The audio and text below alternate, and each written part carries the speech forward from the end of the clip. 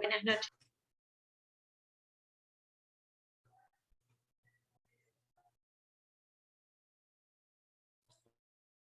Hola, ¿qué tal?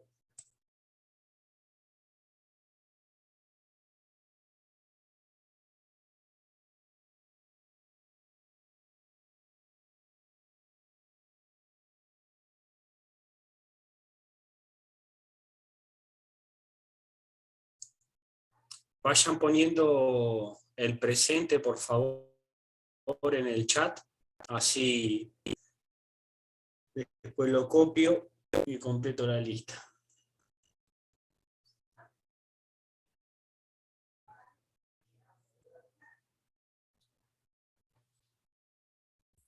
Profe, le hago una consulta, le mandó un mail, no sé si le llegó. Sí, me llegó, lo de las notas. Sí. Bien, me llegó. Ahí las van a publicar, calculo que la semana que viene. Buenísimo. Igual saben los que están aprobados y los que no están aprobados, pues lo dijimos. Lo que no saben es la nota final, los que están aprobados.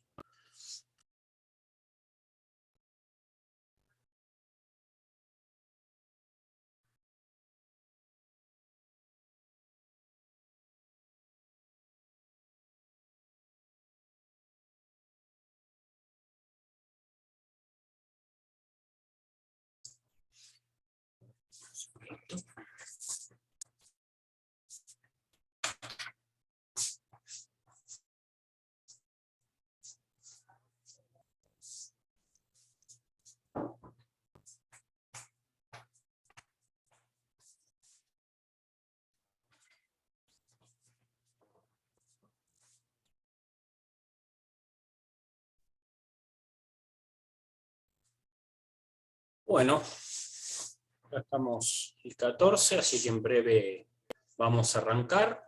Ayer vieron cautelares, empezaron a ver cautelares con la doctora Rieta y empezaron a ver recursos ordinarios con la doctora Kirchner, ¿no?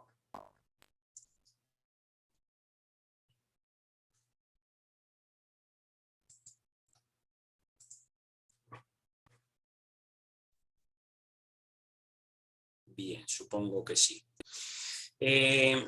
Bueno, van a empezar a ver recursos extraordinarios conmigo. Concretamente, vamos a arrancar con los recursos extraordinarios en provincia de Buenos Aires. Más o menos se acuerdan la clase del martes, cuando vimos la primera parte de recursos, que los dividimos en dos, los recursos ordinarios de la bolilla 10 y los recursos extraordinarios que estaban en la 11 y la 12. Bueno, vamos a arrancar por la 11. Si ustedes tienen el programa ahí a mano, van a ver que el punto 1 dice: casación positiva y negativa de la Corte, enumeración, fundamentos constitucionales, caracteres, requisitos comunes, recurso indiferente. Ese es el primer punto. Lo primero que vamos a hacer es el marco normativo. ¿Dónde está lo que vamos a estudiar? ¿Y de dónde podemos estudiar? Artículo 161, inciso 1, inciso 3, los puntos A y B, artículo 168 y 171 de la Constitución de la Provincia de Buenos Aires. Y después, lo que es CPC, artículos 278 a 303.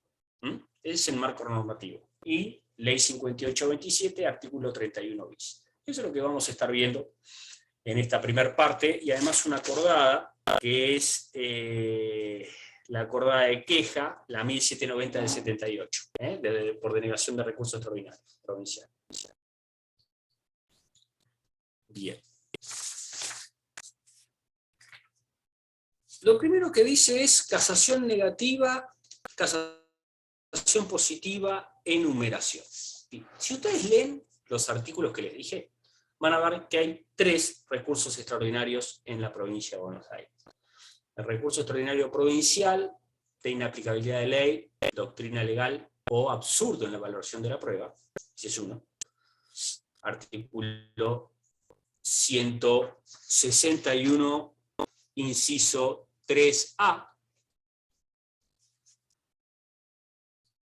y artículos 278 al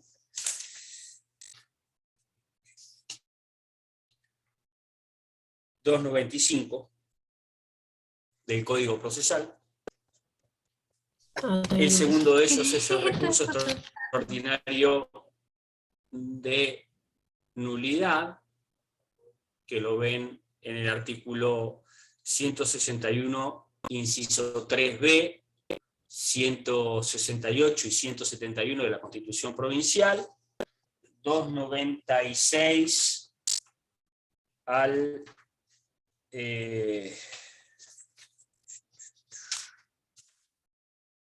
298 del Código Procesal, y después el recurso de inconstitucionalidad, que es el artículo 161, inciso primero, de la Constitución de la Provincia, y artículos 299 a 303 del Código Procesal. Esa es la enumeración que hay.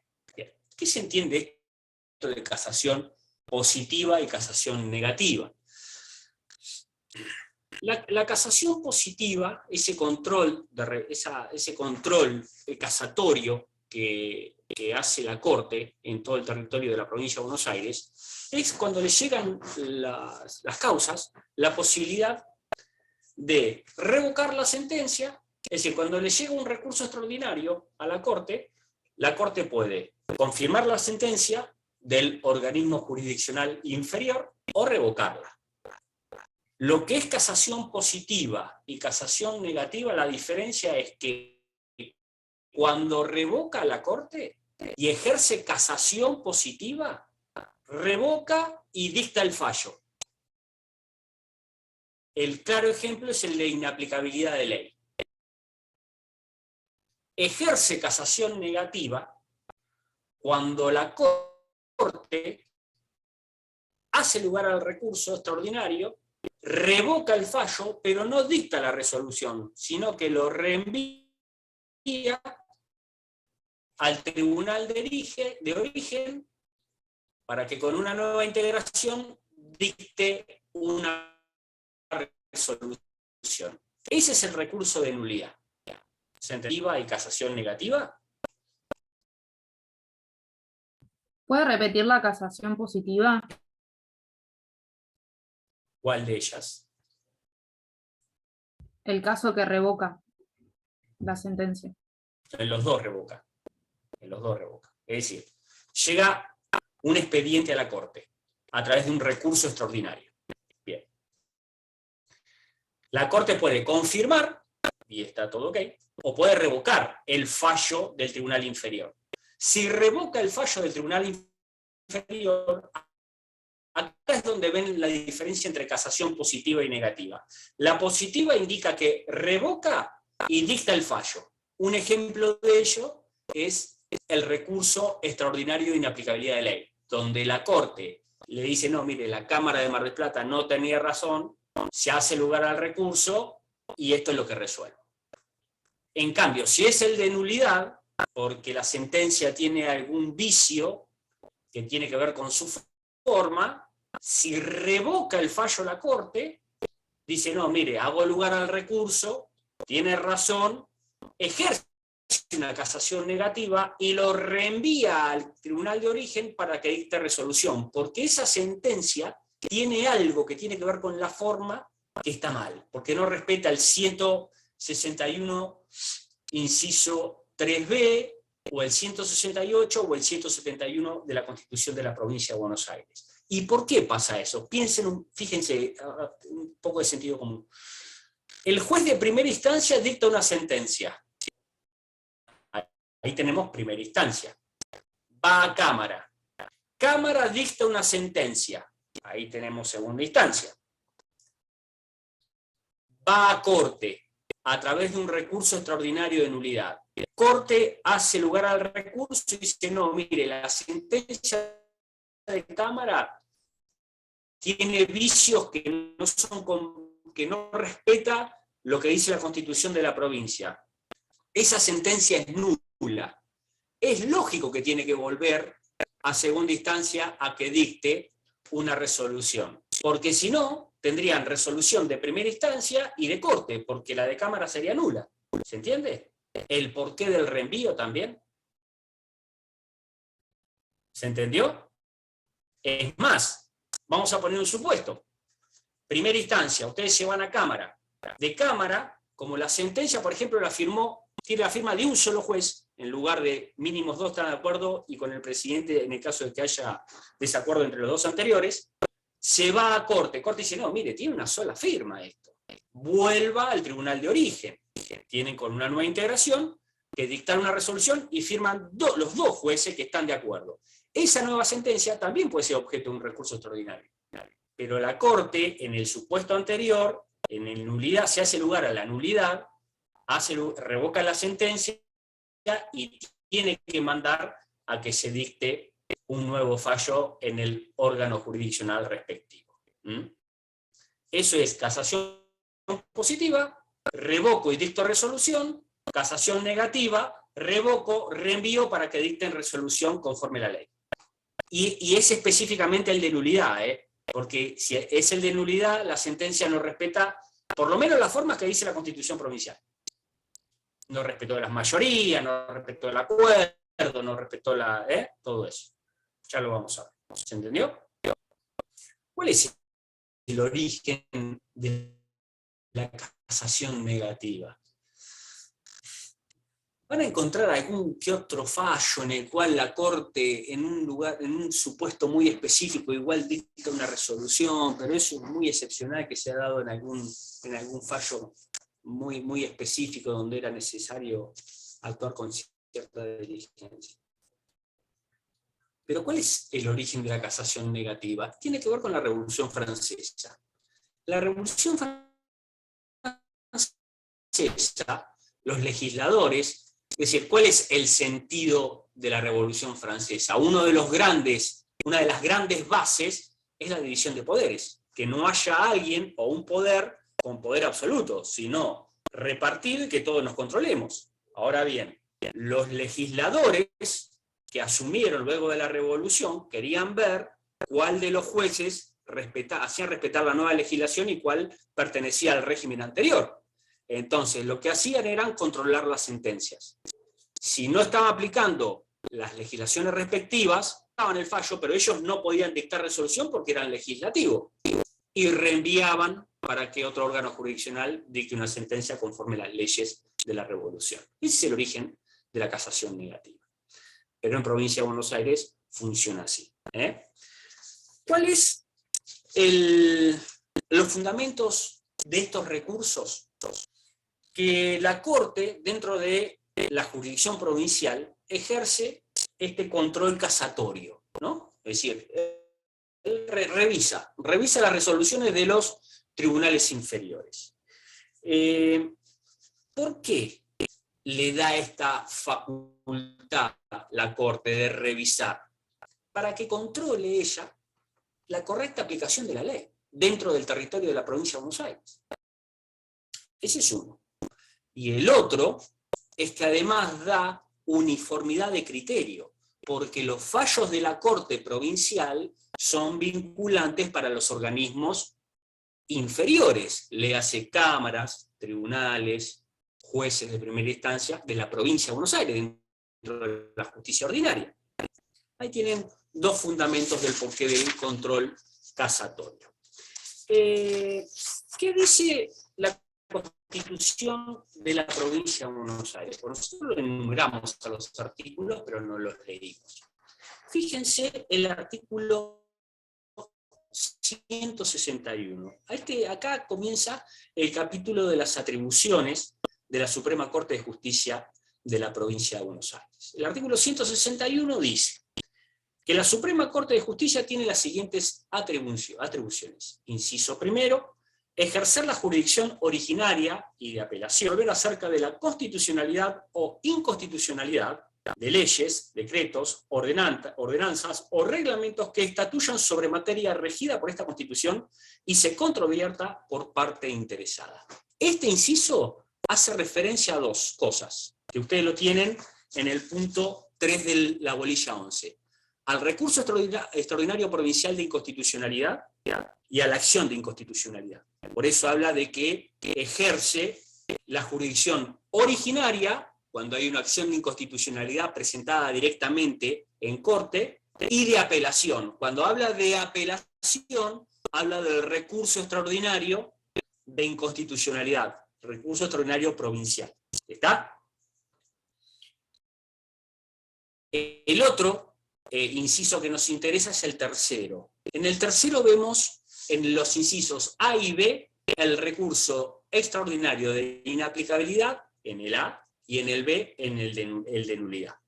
El de A dice que conoce y resuelve en grado de apelación de la aplicabilidad de la ley en que los tribunales de justicia en última instancia funden su sentencia sobre la cuestión que por ella deciden, con las restricciones que las leyes de procedimiento establezcan a esta clase de recursos. Y se lo graban esta parte última. Agarran el lápiz o el fibrón y subrayan con las restricciones que las leyes de procedimiento establezcan para esta clase de recursos. Lo subrayan y después les voy a decir por qué. El inciso, este es el inciso que hace referencia al recurso extraordinario de inaplicabilidad de ley o doctrina legal. El inciso B hace referencia al de nulidad del 161. Dice que la Corte conoce y resuelve en grado de apelación, inciso B, de la nulidad arguida contra las sentencias definitivas pronunciadas en última instancia por los tribunales de justicia, cuando se alegue violación de las normas contenidas en los artículos 168 y 171 de la Constitución Provincial. ¿Y qué dice el 168 y el 171? Porque ustedes tienen que unirlo, tienen que poner 161, inciso 3b, más 168, más 171, todo eso es nulidad. ¿Qué dice el 168? Dice que los tribunales de justicia deberán resolver todas las cuestiones que le fuesen sometidas por las partes en la forma y plazo establecidos a los efectos por las leyes procesales. Los jueces que integran los tribunales colegiados deberán dar su voto en todas las cuestiones esenciales a decidir. Para que exista sentencia debe concurrir mayoría de opiniones acerca de cada una de ellas. Entonces, ahí tienen algunos requisitos que tienen que tener las sentencias, importantísimos. Expedirse sobre todas las cuestiones, las mayorías, el acuerdo, etc. Y el 171, si ustedes lo leen, hace referencia a cómo tiene que resolver el juez. Y el juez tiene que resolver aplicando la ley. Y en el caso de que no haya una legislación, los principios sobre la materia. Y en el caso de que no haya principios sobre la materia, los principios generales del derecho. Dice el 171, y tiene que ver con la fundamentación de la sentencia. Dice el 171 que las sentencias que pronuncien los jueces y tribunales letrados serán fundadas en el texto expreso de la ley. Y a falta de este, en los principios jurídicos de la legislación vigente en la materia respectiva. Y en defecto de estos, en los principios generales del derecho, teniendo en consideración las circunstancias del caso. ¿Está? Esto es lo que establece el 171. Y acá nosotros ya tenemos que hemos visto casación positiva, casación negativa, enumeración, fundamentos constitucionales. Ahora vienen caracteres y requisitos comunes, y después viene el recurso indiferente, y con eso terminamos el punto 1.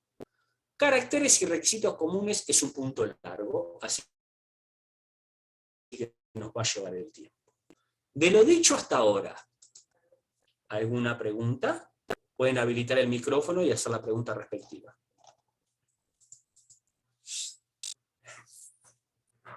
Bueno, continuamos entonces.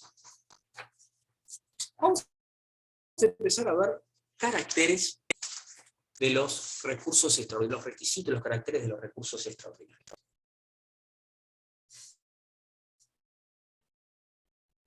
Hay una serie de requisitos, que son 7, si mal no recuerdo, ahora los vamos a ver, que son comunes a los 3 recursos.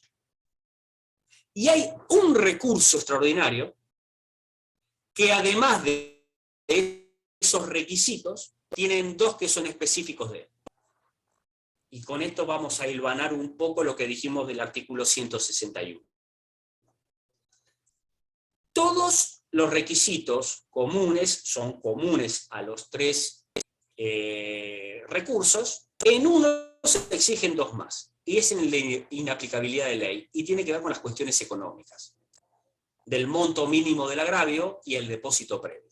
Estos dos requisitos se aplican exclusivamente al recurso extraordinario de inaplicabilidad de ley, pero no se aplican al de nulidad y al de inconstitucionalidad. ¿Por qué? Por lo que vimos hoy. Artículo 161, inciso 3A. Cuando dice que conoce y resuelve de la aplicabilidad de la ley los tribunales de justicia, en última instancia funden su sentencia sobre la cuestión que por eso es, con las restricciones que las leyes de procedimiento establezcan a esta clase de recursos. Estos dos requisitos que vamos a ver, específicos de recurso extraordinario de inaplicabilidad de ley, que son monto mínimo del agravio y depósito previo, hacen referencia a esto. Se aplican únicamente a esos. A todos los demás, los requisitos estos que les digo. Vamos a volver sobre el tema. Antes de empezar a ver lo que es recurso extraordinario, los requisitos comunes, los caracteres comunes, tenemos que tener en cuenta tres ideas cuando leemos o estudiamos recurso extraordinario provincial. Y un poquito dijimos esto en esa clase del día martes. La primera idea que tenemos que tener en cuenta es que cuando nosotros hablamos o estudiamos recursos extraordinarios provinciales, hay dos ideas que nos están dando vuelta. Una es la autonomía del recurso. ¿Qué significa autonomía del recurso? ¿Que el recurso se basta a sí mismo? ¿Que debe ser autónomo? No, eso es un requisito común. Cuando se habla de autonomía del recurso extraordinario provincial en cualquiera de sus tres variantes, no estamos hablando todavía de los caracteres y los requisitos, ¿eh? Estamos hablando de estas ideas que ustedes tienen que tener presente cuando estudian recurso extraordinario provincial. Cuando se habla de autonomía, es que el recurso es autónomo. ¿Autónomo de qué es el recurso extraordinario? Del tipo de proceso es autónomo.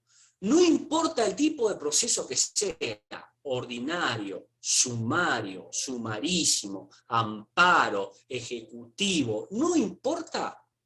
El recurso extraordinario, el plazo de interposición es 10 días. A esa autonomía hace referencia. Cuando habla de autónomo, esta idea previa a los requisitos que vamos a volver a ver, plazo, interposición, bla, bla, bla, es esa autonomía que tiene el recurso. No importa el tipo de proceso que sea, son 10 días para interposición, por escrito, como me dice la ley. Primera idea a tener en cuenta. Segunda idea a tener en cuenta, que no se aplica, y esto es doctrina de la Corte, no se aplica el principio de que el juez conoce el derecho. Si ustedes le erran a rotular el recurso, ponen recurso de inconstitucionalidad cuando debía ser de inaplicabilidad, se lo van a rechazar. Aquí recuerden esa idea. 3 enfermedades con 3 remedios diferentes, que no puedo utilizar un remedio para otra enfermedad si no es para la enfermedad específica. Tercera idea que ustedes tienen que tener en cuenta previamente a hablar de los requisitos comunes, y es la idea de la diferencia entre procedencia y admisibilidad. La admisibilidad hacia cuestiones formales. La procedencia hacia la cuestión de fondo. ¿Y cuál es la diferencia, Doc? Y nosotros, por un tema de responsabilidad, más vale que acertemos en las cuestiones de admisibilidad, porque después cómo resuelva el juez es otra cosa. Pero en las cuestiones de forma no le tenemos que errar. Ahí sí no le tenemos que errar. Si el plazo de interposición son 10 días, no puedo ir a los 25 a interponer un recurso. Conviene interponerlo antes por un ataque de ansiedad que después.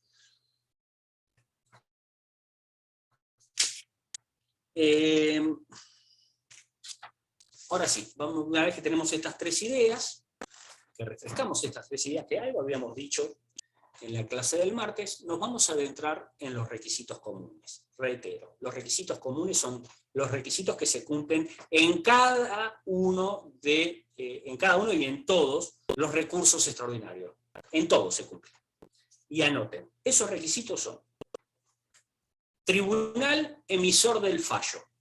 Estamos hablando siempre civil, comercial, familia, laboral, contencioso administrativo, ¿eh? Y acá los tribunales emisores son las cámaras de apelaciones, civil, comercial, contencioso administrativa, o los tribunales de instancia única, en este caso los laborales. Estamos hablando siempre de la provincia de Buenos Aires. ¿De dónde surge esto? Del 278 del Código Procesal, que dice específicamente: el recurso extraordinario de inaplicabilidad de ley o doctrina legal procederá contra la sentencia definitiva de las cámaras de apelación y los tribunales colegiados de instancia única. Entonces, primer requisito es tribunal emisor del fallo, cámara de apelaciones, tribunal de instancia única. Segundo requisito a tener en cuenta: sentencia definitiva o asimilable. ¿Y qué significa? ¿Qué dice el 278? ¿Alguno lo quiere leer? Para que no esté leyendo yo solo.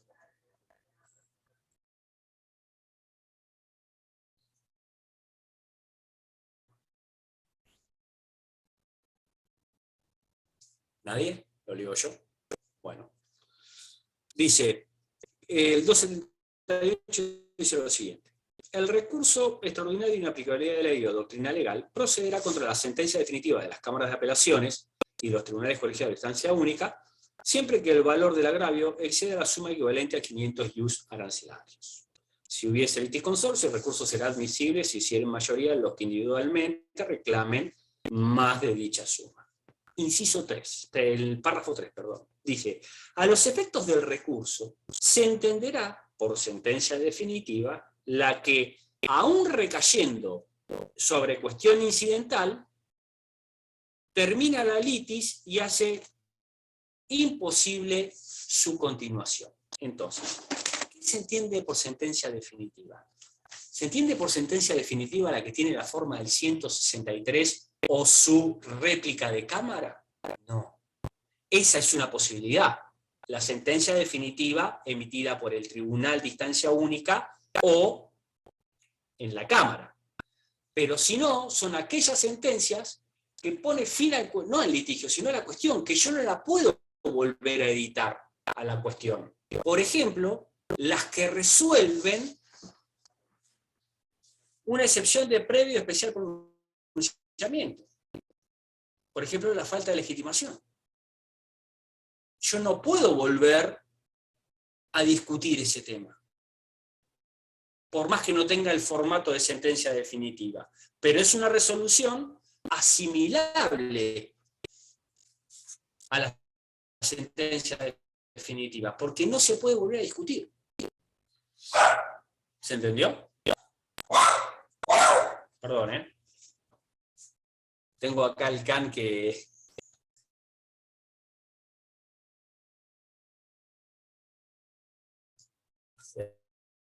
cruza algún perro y se pone loco. ¿Se entendió el concepto de sentencia definitiva? El tema, ¿cuál es manejar la sentencia definitiva? ¿Cuál es el secreto para saber cuándo tienen una sentencia definitiva por la cual no se puede volver a discutir el tema? Y eso está justamente en la casuística de la Corte.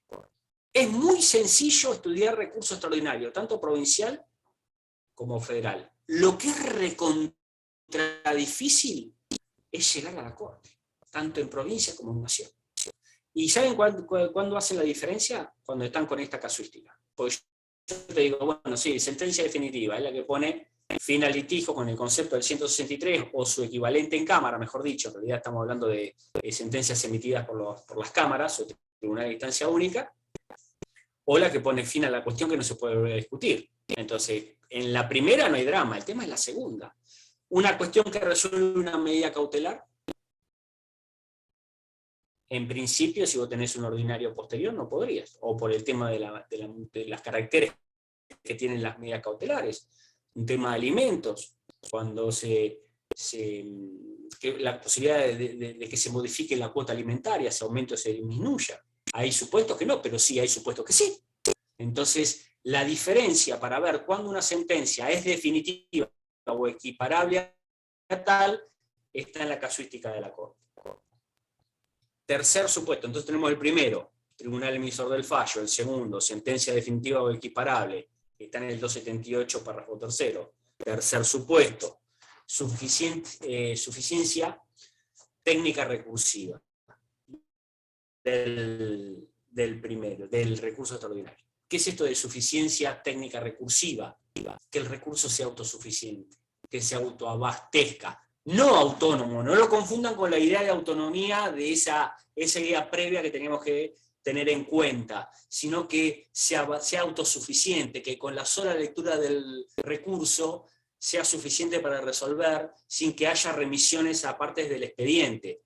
No, en provincia, a diferencia de nación, no establece un tope máximo de hojas del recurso, pero el recurso debe tener una técnica clara, precisa, ubicación, que le permita con la sola lectura del mismo resolver la cuestión. El cuarto requisito tiene que ver con el plazo. El plazo es de 10 días, contados a partir del día siguiente en que opera la notificación. ¿Por qué digo esto? Porque ustedes ya estudiaron que en lo que son notificaciones electrónicas, hoy en día la sentencia se está notificando de manera electrónica también. Era una prohibición antes de la pandemia. La sentencia se notificaba por cédula, soporte, papel. Con la pandemia hubo modificaciones a través de la acordada, se notifica electrónicamente. Ustedes ya saben ahora, a esta altura, cómo opera la notificación en las notificaciones electrónicas. Entonces, ustedes, la respuesta es, dentro del plazo de 10 días hábiles, a partir del día siguiente hábil, a la fecha donde opera la notificación electrónica. Si me llegó la cédula electrónica un miércoles, yo me notifico el viernes, a no ser que la cédula electrónica me diga que es urgente y se tiene que notificar ese mismo día. Entonces empiezo a contar a partir del día siguiente hábil. ¿Tá? Esto ustedes ya lo saben porque fue materia de la primera parte. Se interpone por escrito con copias. Eso es lo que decía, es decir, la frase sería: se interpone por escrito con copias ante el tribunal que dictó la resolución que yo ataco. Esa sería la frase completa. Pero esto está pensado en función anterior a la pandemia, cuando nosotros hacíamos presentaciones en soporte papel. Hoy en día, ustedes saben bien también que por las presentaciones electrónicas, las copias no son necesarias. Pero sí adjunten, si ustedes actúan, no son apoderados sino patrocinantes, adjunten en PDF el recurso firmado por las partes. ¿Se entiende? Háganlo, se los recomiendo. Es decir, ustedes van a interponer un recurso extraordinario. Bien, provincial. ¿Ante quién lo interponen? Ante la Cámara de Mar del Plata. Vamos a poner un ejemplo, un daños y perjuicios. Les viene la sentencia de Cámara en contra, ustedes quieren ir a corte. Interponen el recurso ante el tribunal que dictó la resolución. Ese recurso está fundado en el mismo escrito, se interpone por escrito, con copia, debidamente fundado, autosuficiente. Bien. La presentación es electrónica. ¿Qué copia van a tener? Ninguna. Ahora, si vos sos apoderado, tenés el token, eso es firma digital, o firma electrónica, de acuerdo a la antigüedad del token. Pero si vos sos patrocinante letrado, de acuerdo a lo que te dice ahora la acordada, el texto que va en el NIPE, que es en el portal, es el mismo del que vos tenés en soporte de papel debidamente suscrito por la parte y vos sos el depositario. Eso es lo que te dice la acordada, ¿no es cierto? ¿No dice eso? Bien. Ustedes metan eso, pero agreguen como archivo un PDF que sea el recurso en PDF en donde figure firmado por las partes. Guarda. recomendación práctica por un fallo que salió de Corte de Nación hace poco.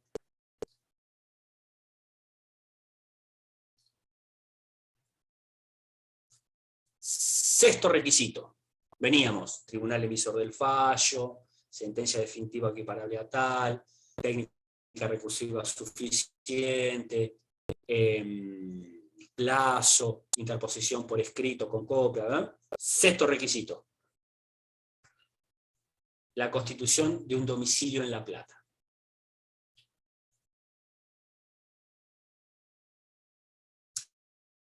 Dice el artículo 280, párrafo, quinto párrafo. Al interponer el recurso, la parte que lo dejere constituirá domicilio en la ciudad de La Plata y acompañará copia para la contraparte que quedará a disposición de esta en mesa de entradas. ¿Está? Bueno, ahora todo esto es electrónico, no tiene sentido, pero sí tiene sentido la constitución del domicilio. Ustedes constituyan el domicilio en la ciudad de La Plata. ¿Para quiénes son esos? Para todas las causas que no tramitaron en la ciudad de La Plata, que no tramitaron dentro del departamento judicial. ¿Está? Entonces, o por lo menos lo que es cabecera, la ciudad de La Plata. Si yo estoy en Mar del Plata, interpongo un recurso, debería constituir domicilio en la ciudad de La Plata. ¿Y eso tiene sentido, doctor, ahora con los domicilios electrónicos? Y la verdad que no. Esta es una opinión personal que yo le digo. No se lo vayan a decir a ningún docente, porque me van a prender fuego. Pero no tiene sentido. Hay tantas cosas que no tienen sentido ahora en el código, con todo esto que hicieron. El día lunes hay un trabajo mío y del doctor Constantino respecto de algunas cositas de las acordadas, y estoy trabajando sobre algo que ya hay mucho, las copias, la constitución del domicilio en La Plata. Si todo te notifican electrónicamente, aún las resoluciones. Pero bueno, ustedes sépanlo porque son los requisitos exigidos por la ley. Entonces, el sexto es, de acuerdo al 280, párrafo quinto, el CPC, constituir domicilio en la ciudad de La Plata. Esto se requiere para todos aquellos expedientes que no hayan tramitado en La Plata, sino en otros departamentos judiciales. Y el séptimo, y también es un tema, es el pago del franqueo. Esto surge del artículo 282. Y ahora, el tema es así. Piensen en la época del soporte papel, cuando era todo papel. ¿Está? Vos ibas a la mesa de entrada física del tribunal o de la cámara, del tribunal laboral o de la cámara, y dejabas un montón de papelitos así que era el escrito, todo firmado. Bien, con la copia. Perfecto. Ahora vamos a ver el trámite del recurso de inaplicabilidad, ¿no? Que se aplica también a los demás. Hay un primer trámite que tiene que ver con el primer examen de admisibilidad, en donde el órgano que dictó la resolución, que es el que recibía el recurso, te lo declaraba admisible o no. Si le pifiaban vos en algún temita formal y te lo declaraba inadmisible la Cámara de Mar del Plata, por ejemplo, en este daños y perjuicios que yo le decía, a vos solamente te quedaba la queja. Pero si le habías pegado en todo y te lo declaraba admisible, te decía, bueno, pague el franqueo, que teníamos que ir a comprar sellados al correo para pagar ese franqueo para que se remita el expediente a la Corte. Ahora que es electrónico, por lo menos los expedientes que son electrónicos, ¿qué sentido tiene? Hay expedientes que son híbridos, que hay una parte que está en papel y una parte que es electrónica. Pero los que son ahora netamente electrónicos, y vos te vas porque te resolvieron, por ejemplo, una falta de legitimación en primera instancia, hicieron lugar, te fuiste a cámara, te confirmaron y te querés ir a corte. ¿Qué sentido tiene? Si vos lo haces electrónicamente, habilitando, hay un programa interno que te habilita unas flechitas que si tocas, ¿viste como cuando hacen transferencia en el banco? Bueno, es muy similar. Y te lo envía y es como que lo pone en la nube del organismo jurisdiccional que vos lo querés recibir y el organismo ya lo capta. ¿Cuál es el sentido del franqueo? Bueno, igual páguenlo, porque igual te lo están exigiendo. Dice el 282. Si el tribunal concedente no tuviera ese asiento en la ciudad de La Plata, la resolución que admite el recurso contendrá emplazamiento al recurrente para que dentro de 5 días entregue en mesa de entradas y en sellos postales el valor del franqueo que corresponda para la remisión de los autos a la Suprema Corte y su oportuna devolución por esta. Ese es el 7º requisito. Por más que sea un expediente electrónico, digital, por las dudas paguen el franqueo. ¿Por qué les digo paguen el franqueo? Porque el párrafo 3 del 282 te dice, si el recurrente omitiere entregar el franqueo, se lo declarará de oficio desierto el recurso y se le aplicarán las costas. Vos fíjate que si vos no pagás el franqueo, te lo declaran desierto. Si vos no constituís domicilio en La Plata, se notifica al Ministerio de Ley las resoluciones. Dice que hoy en día, como te llega todo electrónico, pero si vos no pagás el franqueo, te lo declaran desierto. Y esto no está derogado, ¿eh? Entonces, el 7º requisito, préstenle atención. El franqueo se paga en sellos postales. ¿Por qué? Porque la consecuencia es que te lo declaren desierto y perdés el recurso y te aplican las costas. ¿Está? ¿Se entendió?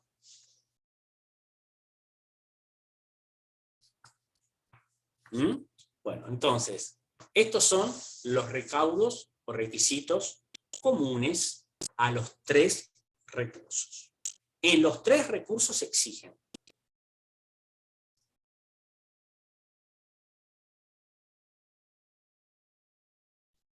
¿qué es esto del recurso indiferente que dice la última parte del punto 1? ¿Qué es esto del recurso indiferente? Esto tiene que ver con una doctrina. En realidad, surge de lo que es la doctrina alemana y austríaca, nombre imposible de pronunciar para mí, y tiene que ver con el recurso de revisión, que está legislado en esa legislación europea. Y es la posibilidad, se lo voy a tratar de explicar lo más claramente posible. Cuando uno interpone un recurso, y ese recurso han omitido algunas cuestiones formales, o se interpone un recurso sin ser de los establecidos por la ley, se aplica un principio de en caso de duda a favor del recurso a fin de que se resuelva.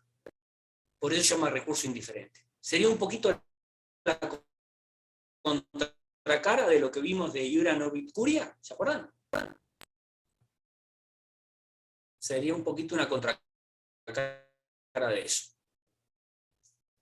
Es decir, capaz que la ley establece para que vos impugnes ese tipo de resolución un recurso específico, y vos interpusiste otro, o el cumplimiento de ciertos recaudos si vos omitiste algún que otro recaudo. Bueno, es la posibilidad de que se trate el recurso, se admita el mismo y se trate el recurso a fin de que se resuelva. Esto se ve en cuentagotas en el artículo 31 bis, ya después lo vamos a ver, de la 5827, en donde la Corte dice, miren, si es un recurso de inaplicabilidad de ley y no se dan algunos recaudos formales, y capaz que lo entendemos. Y también lo van a ver medio similar cuando veamos recursos extraordinarios federales en los supuestos de gravedad institucional. En algunos supuestos donde hay una gravedad institucional tan grande que si vos no cumplís algunos recaudos formales, bueno, vaya y pasa, pero tratemos el asunto. Muy excepcional las dos, muy excepcional, pero por ahí. ¿Cómo van hasta ahora? ¿Venimos entendiendo? Más o menos. ¿Bien? ¿Venimos bien? Buenísimo. Vamos a pasar al punto 2. Yo trato de seguir punto por punto, para que creo que es más piola después para que ustedes lo puedan estudiar. Y tiene que ver con el recurso de inaplicabilidad de ley, o doctrina legal. Antes de entrar a hablar del recurso, yo les voy a explicar cómo es el trámite en los 3 recursos, porque es igual en los 3 recursos. Les voy a dar un pantallazo general de cómo es el trámite, y después vamos a volver sobre cada uno de los recursos y vamos a ver específicamente el trámite y demás. Pero para que tengan idea cómo es el recurso, porque tiene que ver con la tramitación. A grandes rasgos, vamos a poner un ejemplo y vamos a ver qué es lo que pasa en cada una de las etapas. Es el mismo trámite en los 3. Bien. Cuando haya alguna diferencia, yo se las voy a hacer saber. Pero el trámite es el siguiente. ¿Ustedes vieron ya recurso de apelación y todo eso? En elementos hablo, ya sé que acá no. ¿Se acuerdan que ustedes interponían el recurso y si era en relación, el trámite estaba en primera instancia y una vez que estaba completo se iba a Cámara, y si era libremente interponían el recurso, se iban a Cámara y se fundaba allá? ¿Se acuerdan? Bueno, el trámite del recurso extraordinario provincial es así. Ustedes interponen el recurso ante el tribunal que dictó la resolución, dentro del plazo. El tribunal, con copia, autosuficiente, todo lo que dijimos recién, el tribunal toma el recurso y hace el primer examen de admisibilidad. Es decir, se fija si los recaudos formales están cumplidos. Por ende, puede haber 2 tipos de resoluciones. Que diga, la primera, es admisible, o que diga, no es admisible, porque le falta ciertos recaudos formales, y debe indicar cuáles son. Si el tribunal resuelve que no es admisible, indicando cuáles son los recaudos formales incumplidos, a ustedes el único camino que les queda es interponer una queja ante la Corte, ya no ante el tribunal, porque ustedes interpusieron el recurso, ahí le dijeron que no. Van a la Corte e interponen la queja ya. Y la Corte se expedirá si está bien o mal denegado el recurso. Eso por un lado. Si el tribunal que dictó la resolución que ustedes atacan por recurso extraordinario, cuando interponen el recurso dice es admisible, van a ver que de acuerdo si es de inaplicabilidad o nulidad e inconstitucionalidad, hay un tema económico de por medio con el depósito previo, que vamos a ver ahora, etc. Pero si se cumple todo, se paga el franqueo, remite a la Corte. La Corte ingresa el expediente con el recurso y hace el segundo examen de admisibilidad. Y notifica, primero notifica, porque el examen de admisibilidad, vamos a ver hasta qué momento lo puede hacer, ¿no? Pero notifica al domicilio supuestamente en La Plata o al electrónico que tienen 10 días para presentar los memoriales, dice. ¿Y cuáles son esos memoriales? ¿Qué significa? Y el memorial puede ser presentado por el recurrente y es el momento procesal oportuno que lo presenta el recurrido. Es decir, esto es Cámara, síganme. Acá está Corte. ¿Está? Interpongo el recurso acá. Me dicen, está todo ok, admisible, cumpliste con todos los recaudos, ¡pum! Corte, va acá. Corte notifica y dice, bueno, tienen 10 días para presentar los memoriales. ¿Por qué? Porque acá, cuando yo interpuse el recurso, por más que lo hice con copia, nunca se le dio traslado a la otra parte. El momento es acá, cuando la Corte dice, bueno, a ver, tienen 10 días para presentar los memoriales. Pero el recurrente ya puso acá el recurso, interpuso el recurso y es autosuficiente. ¿Qué tiene que hacer acá? Puede mejorar el recurso. ¿Introducir cosas nuevas? No, mejorar. Y para el recurrido, es decir, el que no interpuso el recurso, es la oportunidad de contestar el recurso de la contraria. Una vez que se completa eso, autos para sentencia, ahí se puede expedir sobre el segundo examen de admisibilidad o en la sentencia misma, dice la Corte y dice la doctrina también, diciendo, no, mire, faltan los recaudos formales.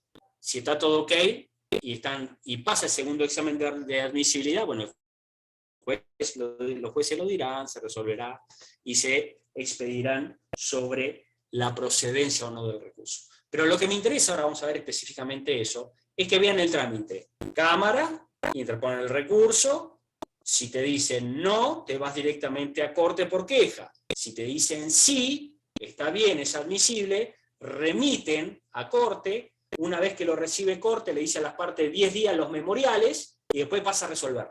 ¿Se entendió ese trámite? ¿Se entendió? A grandes rasgos, como pantallazo. Bien.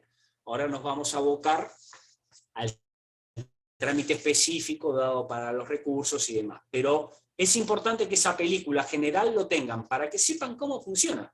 ¿Por qué? Porque yo les pregunto eso en el examen. ¿Cuál es la pregunta del examen? A ver, bueno, ¿cuándo interpone esto? Pero además quiero saber si saben cómo funciona.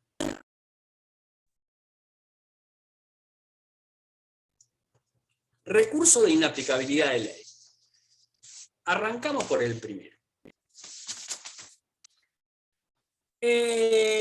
Dijimos, está legislado, el título completo, el nombre completo de este muchacho es recurso de inaplicabilidad de ley o doctrina legal o absurdo en la valoración de la prueba.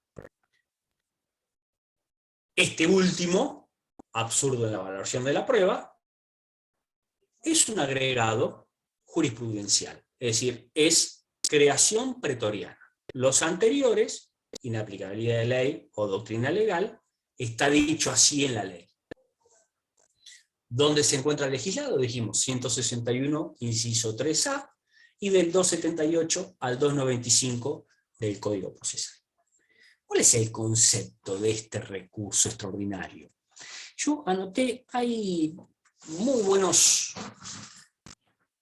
autores que definen, Hitters es uno, Hitters, yo le digo Hitters porque pronuncio una J la H, Hitters es uno, que fue ministro de la Corte, en el libro de él de recurso extraordinario. Después hay una docente que es camarista creo que no sé si en La Plata o en San Isidro, que fue estudiante del doctor Constantino hace muchísimos años atrás, porque es de Mar del Plata, que se llama Irene Hoff, que participa en un libro que es Recursos Ordinarios y Extraordinarios, de Roland Arasi, que es el director, y Mabel de los Santos, la coordinadora, que tiene una definición que creo que lo que hace es recabar de distintos autores y está muy bien hecha. Y dice que, cuando habla del recurso extraordinario e inaplicable de ley, constituye una vía de impugnación extraordinaria ante la Suprema Corte de Justicia de Buenos Aires, contra las sentencias definitivas, de última o única instancia,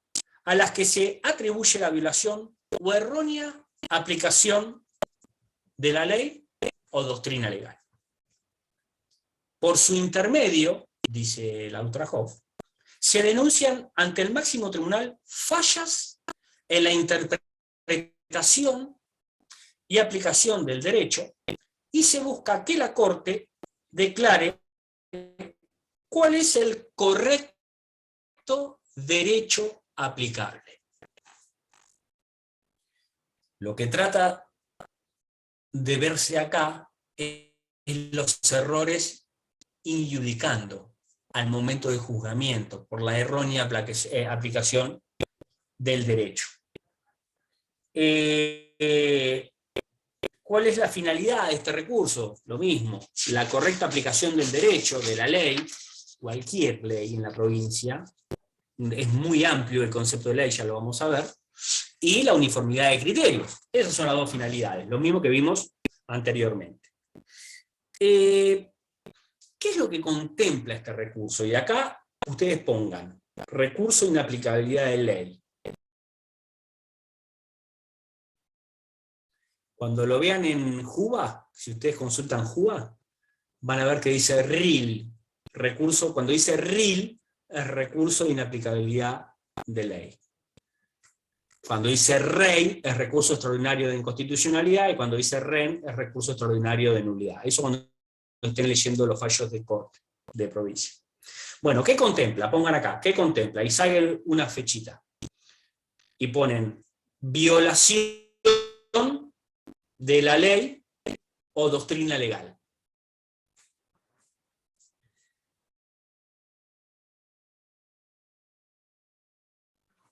Pongan acá en la segunda flechita.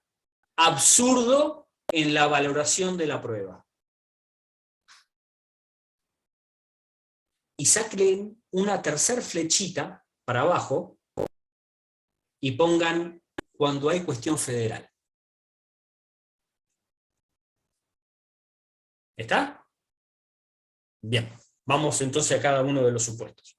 Dijimos, el primer supuesto es violación de la ley o de la doctrina legal. ¿Qué se entiende por violación de la ley? Dijimos, es algo amplio. Y acá contempla la ley nacional, provincial, reglamentaciones, la Constitución Nacional, los tratados internacionales sobre derechos humanos, derecho extranjero en la medida que sea el juez provincial el que deba, en un supuesto de derecho internacional privado, deba aplicar ley extranjera al caso que está tramitando ante su juzgado. Eso es violación de la ley. Violación de la doctrina legal. ¿Qué es esto? Es la violación de la jurisprudencia de la Corte.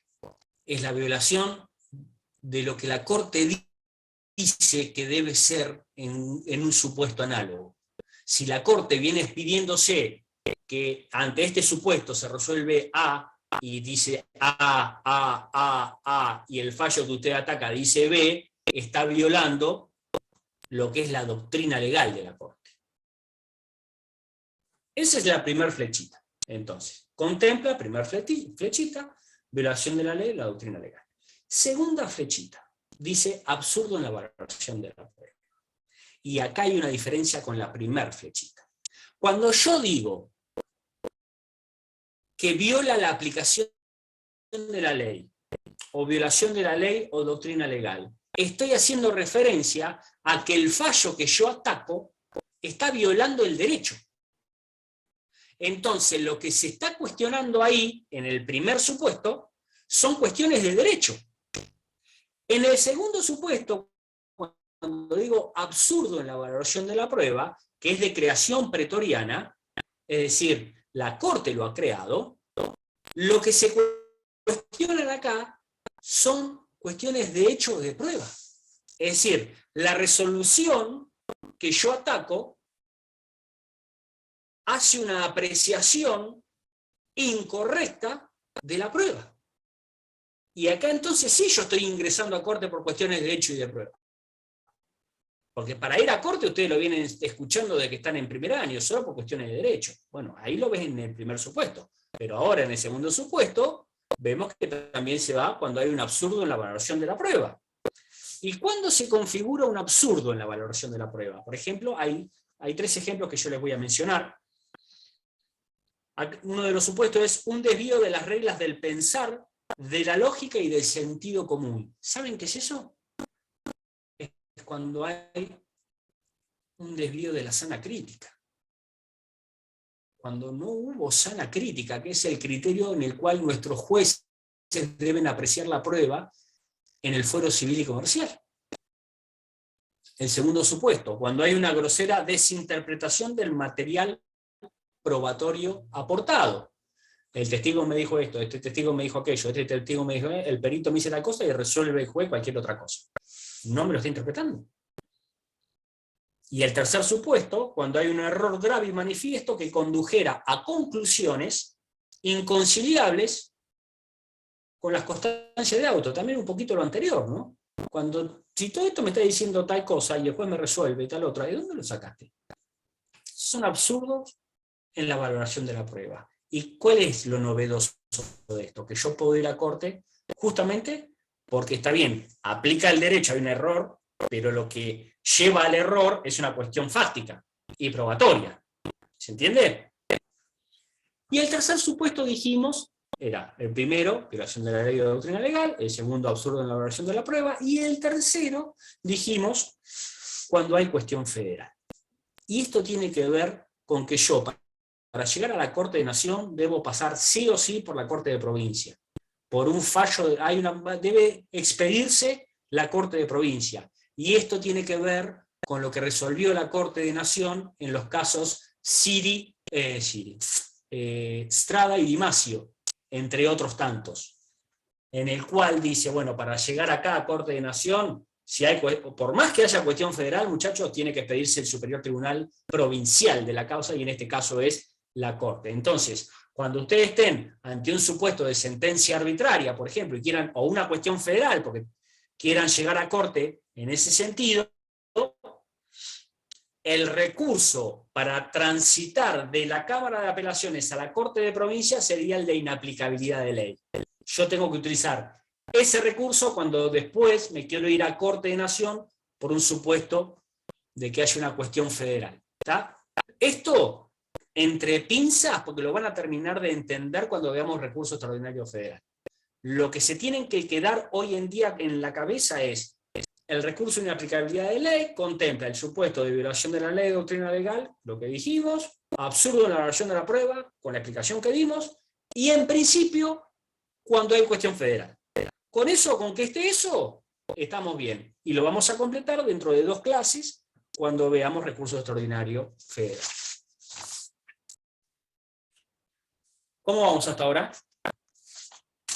Se va entendiendo, ¿no? Bien, perfecto. Bien. Les hago una pregunta.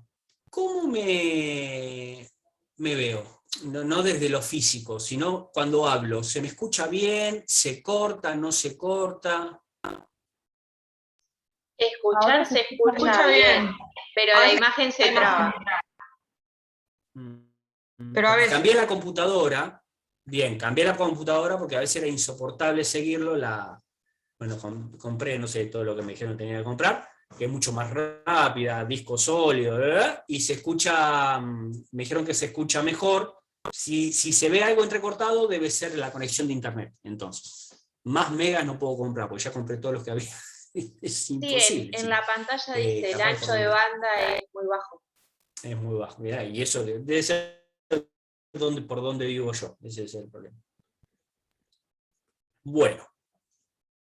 Vamos a, entonces, concepto, procedencia, ya lo vimos. Dice, vamos a empezar a agarrar el código ahora, ¿no? Requisitos de admisibilidad, plazo, monto mínimo, depósito previo, franqueo, copia, constitución de domicilio, remisión a corte. Bueno, el nuevo examen de admisibilidad, etc. Concepto y procedencia lo vimos. Requisito de admisibilidad. Los mismos recaudos de admisibilidad que vimos recién, que eran comunes para los 3 recursos, los aplicamos acá. Pero le vamos a sumar 2. Que es monto mínimo del agravio, artículo 278, primer párrafo, y depósito previo, artículo 280. Estos recaudos se exigen exclusivamente en el recurso extraordinario de inaplicabilidad de ley. No se exigen ni el de nulidad, ni el de inconstitucionalidad. ¿Por qué? Por lo que dice la Corte de Provincia, artículo 161, inciso 3A. Los, que decía, ¿se acuerdan?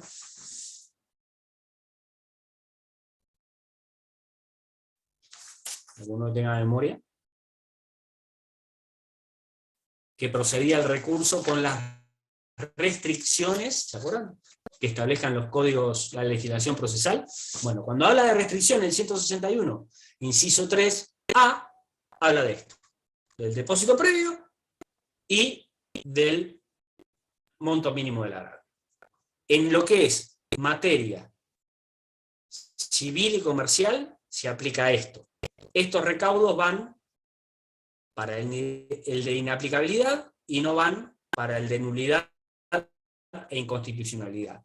En la ley de procedimiento laboral, para ir a corte, si no sos el trabajador, sos el empleador, tenés que pagar capital, intereses, costas, menos los honorarios profesionales del abogado del recurrente, en los 3 recursos: inconstitucionalidad, nulidad e inaplicabilidad. Pero eso es en el procedimiento laboral.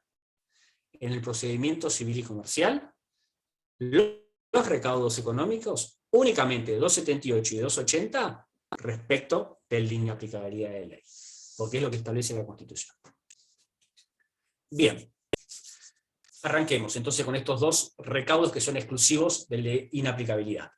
278 dice: el recurso extraordinario de inaplicabilidad de ley o doctrina legal procederá contra las sentencias definitivas de la Cámara de Apelaciones y de los tribunales colegiales de instancia única, siempre que el valor del agravio exceda la suma equivalente a 500 ius arancelarios.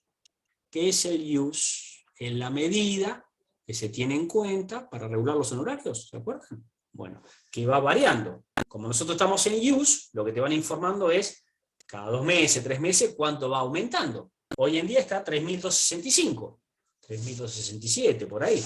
A partir del 1 de noviembre ya te va a 3.600, por ahí. Arancelarios. No es lo mismo que el ius previsional, que es el que pagan ustedes para presentarse en cualquier expediente. Ese no, ese tiene un monto diferente. El arancelario. 500, el valor del agravio. ¿Qué significa el valor del agravio? No digan el valor del monto del juicio. No es el valor del monto del juicio. Es el valor del agravio. Si yo tengo un daños y perjuicios y me quiero ir a corte porque no me hicieron lugar al daño moral, y Cámara confirmó que no me hacían lugar al daño moral, para irme a corte, el agravio, es decir, ese daño moral, tiene que ser mínimo de 500 ius arancelarios. Porque es el valor del agravio, no del monto del juicio. Primer recaudo que ustedes tienen que tener en cuenta. El segundo recaudo, o restricción, o requisito formal exclusivo del recurso extraordinario de inaplicabilidad de ley, es el depósito previo, lo que establece el 280.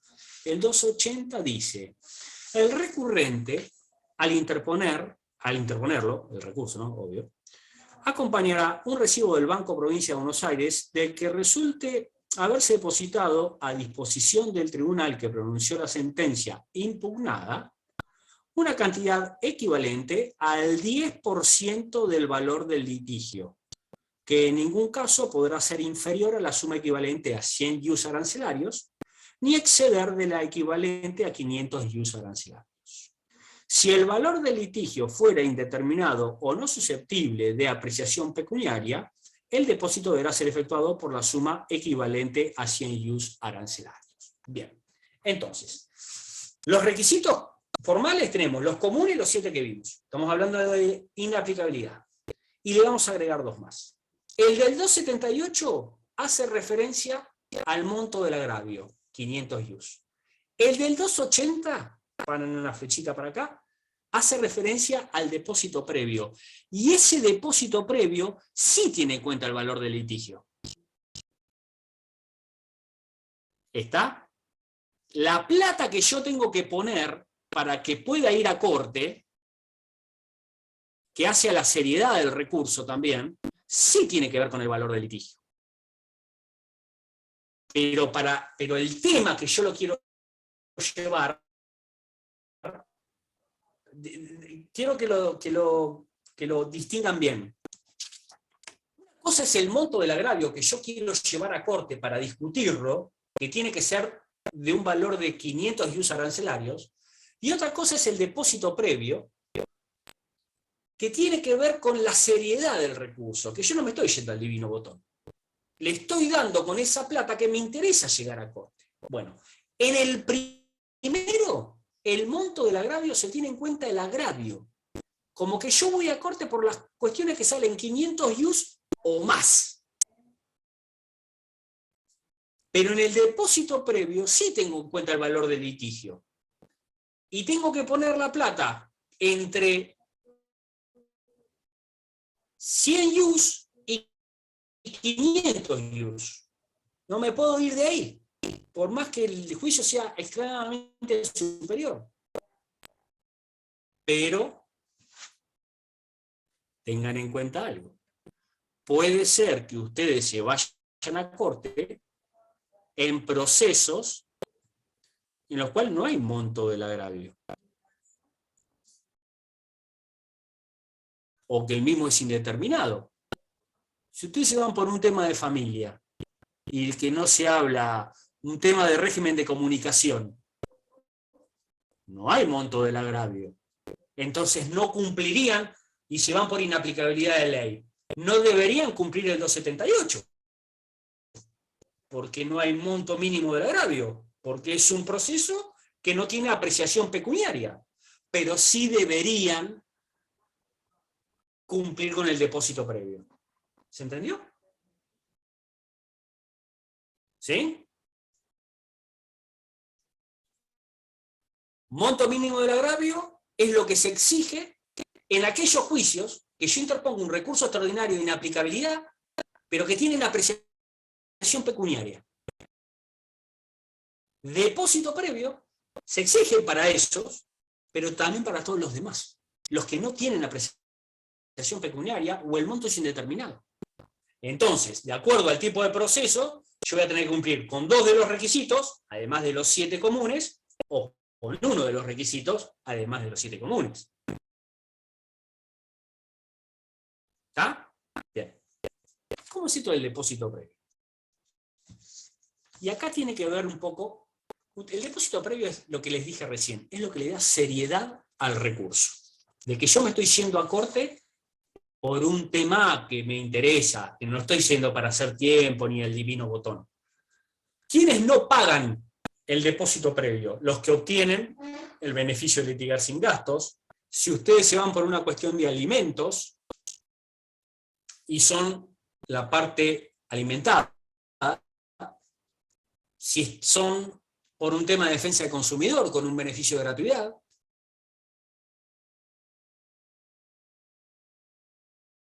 dice el 280, no tendrán, párrafo tercero, no tendrán obligación de depositar cuando recurran quienes gocen del beneficio de litigar sin gastos, los representantes del Ministerio Público y los que intervienen en el proceso en virtud de un nombramiento de oficio o por razón de cargo público. Lo que yo les dije recién sobre el consumidor y demás es lo que se ve hoy en día en cuanto a las modificaciones que hay en otra legislación, ¿no? El beneficio de litigar sin gastos, si ustedes quieren ir a corte, debe estar otorgado de manera definitiva. Si ustedes interpusieron el recurso, solicitaron el beneficio, le otorgaron provisoriamente, porque por ejemplo están en cámara, solicitan el beneficio pensando que se van a ir a corte, y se lo otorgaron provisoriamente, y no tienen la concesión definitiva, la Corte da un plazo de 3 meses para que lo cumplan. Ese es el caso Cosoli. Le dan 3 meses para que ustedes lo puedan cumplir. En todo lo demás supuesto tienen que pagar el depósito previo. Entre 100 y 500 IUs, de acuerdo al valor del litigio, y si no tiene valor de apreciación pecuniaria o es monto indeterminado, 100 IUs. Bien. ¿Cómo es el tema del depósito? Si yo interpongo, ¿se acuerdan todo lo que vimos recién? ¿Cómo era el trámite del recurso? Bueno, pónganle que ustedes van con el recurso a mesa de entrada, como era antes, o que lo están mandando electrónicamente a la mesa de entrada virtual de la Cámara. Si ustedes, en ese escrito que contiene el recurso extraordinario de inaplicabilidad de ley, no acompañaron el depósito previo y no están eximidos para hacerlo, la Cámara o el Tribunal de Instancia Única los va a intimar por cédula a que integren el depósito previo. bajo apercibimiento de tenerlo por desistido. Plazo 5 días, se notifica por cédula. Segundo supuesto. Ustedes van con el escrito, lo presentan o lo mandan electrónicamente y adjuntan una boleta de depósito previo. Pero no es el que corresponde porque es insuficiente. La Cámara o el Tribunal de Instancia Única los intima para que en el plazo de 5 días del notificado por cédula integren debidamente el depósito previo bajo apercibimiento de tenerlo por desistido. Entonces fíjense si es importante el depósito previo.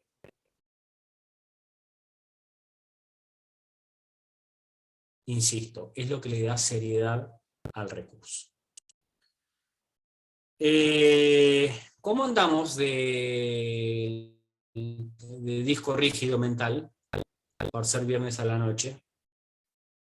¿Estamos hasta ahí? Seguimos el miércoles que viene con el tema de los trámites y vemos los otros 2 recursos y si podemos terminamos de ver queja.